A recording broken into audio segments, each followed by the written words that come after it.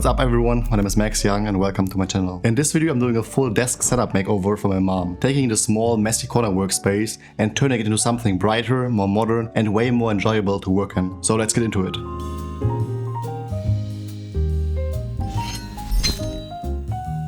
The goal wasn't to build some unrealistic Pinterest setup. I wanted something my mom could comfortably use for home office, but also something I could work from whenever I visit home. So before buying anything, I first spent some time figuring out what I actually wanted the space to become. For inspiration, I normally love the classic stuff. Pinterest, YouTube, setup videos, interior design, rabbit holes, all of that. But the problem, if it's not tailored to your space, once you start searching modern home office, eventually every setup starts looking very similar. So instead, I took a photo of the actual workspace, uploaded it to ChatGPT and ask it for inspiration for a cleaner, more modern version of this specific space. A couple ideas from it actually ended up influencing the final setup quite a bit, especially the soft LED lighting and the way it balanced the empty space on the right side of the desk. Once I had the overall vision and products figured out, it was finally time to actually start building the setup. My mom already had gear she actively uses every day, so I couldn't just redesign the space purely around aesthetics. It still had to support her actual workflow. The old setup had a wired mouse and keyboard, loose cables, adapters, USB hubs, basically everything plugged directly into the laptop over time until the desk slowly turned into this accumulation of tech clutter. So the first practical thing I did was unplug everything, clear the entire desk, separate cables and adapters I still want to reuse, and basically strip the workspace down to zero. After that I cleaned the whole desk down properly just to give myself a fresh starting point before placing any new gear. I also had to understand the limitations of the actual desk itself, because the desk shape basically dictated most of the cable management decisions later on. The room had been renovated not too long before this, and somebody had just built this custom wooden corner desk fitted directly into the space. So visually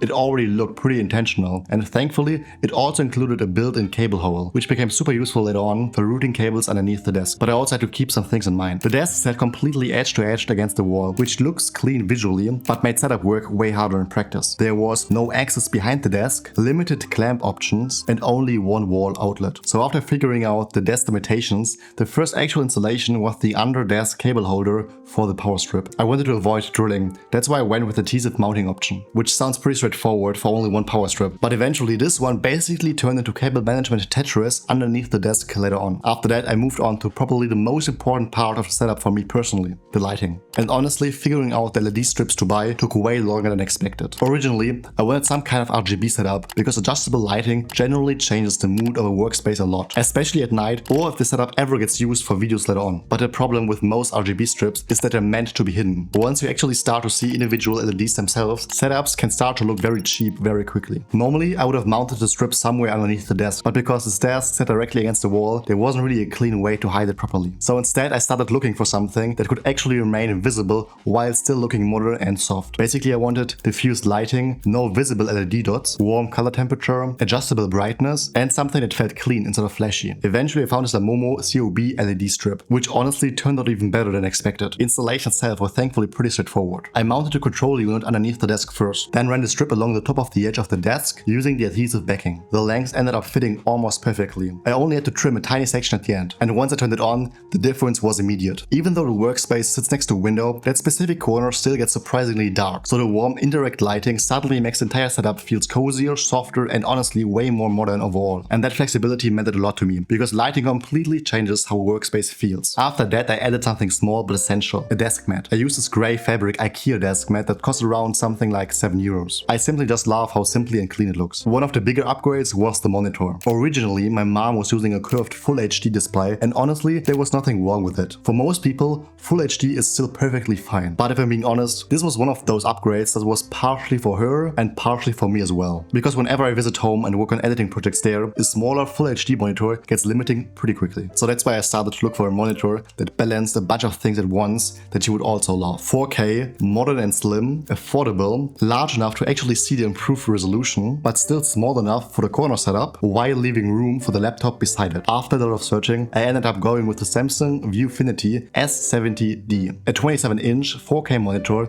that honestly felt like a really solid value for the price. And the second I placed it on the desk, the whole setup immediately felt cleaner and more modern. The slimmer design just fit in the space way better without making it feel overcrowded. Since my mom still mainly works on my laptop, the laptop was always going to stay part of the setup as a second screen beside the monitor. So I added this black adjustable laptop stand to raise the screen closer to the same height as the monitor. After the main structure of the setup was coming together, I moved on to changing other tech essentials, starting with the mouse. I probably spent way too much time researching computer mice considering it's just a mouse. But I really wanted something that balanced quality, functionality, aesthetics and price properly. I ended up going with the Logitech Signature M650 wireless mouse. Mainly because it felt like a really good middle ground. Clean, simple design, wireless, good size, nice weight, satisfying scroll wheel, extra side buttons and good user feedback. After that, the keyboard was next. And here I very intentionally didn't want to choose anything too modern or too experimental because my mom had already been using a much more traditional keyboard before. I think sometimes people redesign setups and accidentally make the actual user experience worse because they prioritize aesthetics over comfort. So I ended up choosing the Logitech Signature K650 wireless keyboard. Again, pretty simple idea. Wireless, clean looking, comfortable, familiar layout and just easy to use. I connected the monitor, routed the first cables underneath the desk and used Velcro straps and little organizers right away to keep everything under control from the beginning. Because cable management is one of those things where if you ignore it for too long, it becomes too chaotic later on. Pretty quickly I realized the power strip underneath the desk was going to be a problem. Because once you start adding monitors, lights, chargers and accessories, you'd run out of plugs way faster than expected. So instead of stacking even more charging bricks underneath the desk, I added this multi-port charging adapter to consolidate everything into one cleaner solution. It had multiple USB-C and USB-A ports, including a 100-watt USB-C port, which made the whole setup way more flexible. It could charge your laptop, my MacBook whenever I visit, phones, accessories. One thing I noticed pretty quickly though was that unused cables constantly kept falling back through the hole. So I added this little rubber cable holder to keep frequently used cables accessible and in place instead of constantly fishing them back out from underneath the desk every time something needs charging. After that I mounted a webcam directly onto the monitor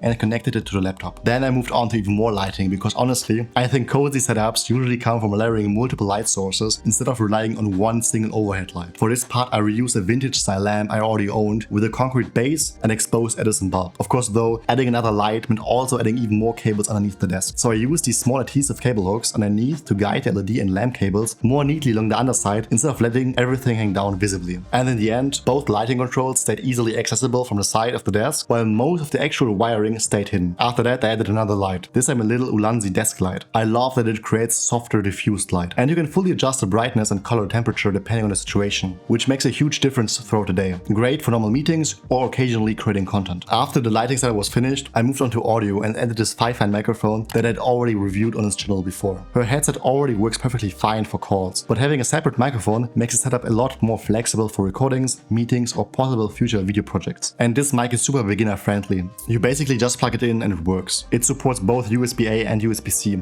and you don't need a software to set it up. And this made it perfect for this kind of workspace because I didn't want to add any gear that suddenly becomes frustrating to maintain later. After that I focused on the right side of the desk because visually it still felt a little unfinished to me. But I also didn't want to overcrowd the setup with random decorations because especially in smaller spaces, too much stuff can ruin the atmosphere really quickly. So instead I tried filling the space with things that were actually practical for everyday office use. I added a fake leather organizer and black paper holder, then filled them with everyday office essentials like pens, markers, a highlighter, an eraser and the LED remote for the light strip. Another thing I knew from experience was that my mom constantly needs to charge her phone but also constantly loses her charging cables. So instead of adding yet another loose cable onto the desk, I added this Anker wireless charger instead, and it stays charged without needing to constantly plug things in. And of course I still routed the charging cables neatly underneath the desk so almost no wiring stayed visible on the surface itself. Right after that I placed the headphones back into the setup as well. What's left was still the right wall. It felt a bit unfinished. Originally the AI inspiration image had some artwork on that side, but the more I looked at the setup, the more I felt like I wanted the wall to become functional instead of just purely decorative. So I started thinking more practically about the kind of things people working from home actually need nearby throughout the day. Notes, reminders, paperwork, letters, important documents, little visual references. So instead of hanging artwork on that wall, I decided to add these fabric pinboards instead. And honestly, installation was super easy. You basically just peel the backing off, stick them onto the wall, and that's it. And once everything was mounted, the right side felt more complete. At this point, the top side of the setup was honestly looking really clean already. But then there was the underside of the desk. And underneath, things still looked pretty chaotic. So the final big task was going back under the desk and doing the proper cable management cleanup. Normally, if cable length allow for it, I love routing everything in these super clean 90 degrees angles. But with this setup and short cables, it just wasn't fully realistic. So eventually I had to accept taking the slightly uglier route. And honestly, figuring out the actual plug layout underneath became weirdly frustrating because some adapters block other plugs and certain power bricks only fit in one orientation. I think I spent almost an hour underneath the desk alone, and by the end my neck was absolutely destroyed from crouching there all day. With the cable sorted out, I removed the protective film from the monitor, added the fake plant for a little bit of greenery on the desk, turned on the LEDs, and finally got to see the whole setup come together properly for the first time.